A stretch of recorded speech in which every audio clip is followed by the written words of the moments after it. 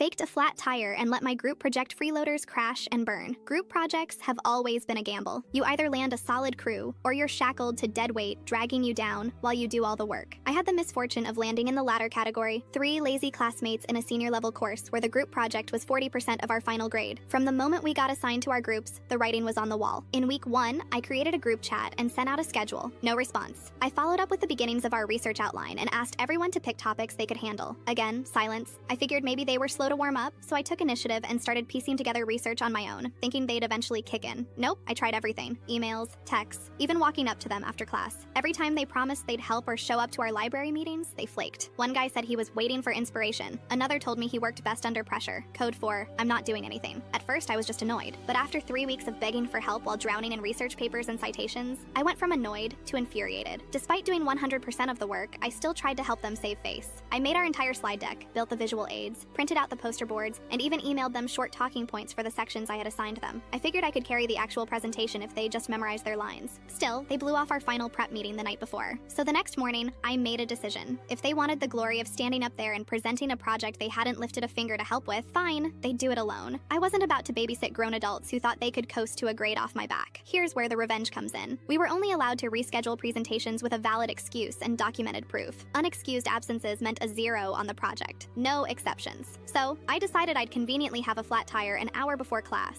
I lived out of town, so this wasn't hard to fake. I went to a local junkyard, bought the cheapest beat-up used tire they had, got a receipt and everything, took some photos of it in the backseat of my car, and emailed my professor saying I'd had a blowout on the way to campus and was waiting on roadside assistance. I attached the receipt and photos. He replied kindly, saying I could do a solo presentation during his office hours later that week. Then I sat back and waited for the show to implode. The aftermath was better than I imagined. One of the group members emailed me later that day in a panic asking where I was. I told them to check with the professor. A friend of mine in class told me the group froze during the presentation. One girl tried to read off the slides and got cut off by the professor. Another tried to pass my talking points off as their own but couldn't answer any follow-up questions. They stumbled, stuttered, and ultimately admitted that I was the one who did the project. The professor was apparently unimpressed. Not only did they likely fail the project, but considering their low grades in the class already, it might have cost them their entire semester. Meanwhile, I presented one-on-one during office hours. Since I knew the material inside and out because I wrote the entire thing, I crushed it, got full marks. A few weeks later, the professor emailed me privately and said he appreciated my honesty and how I handled the situation. He didn't get into detail, but I suspect he may have spoken to them about academic integrity, or at least gave them a rude awakening.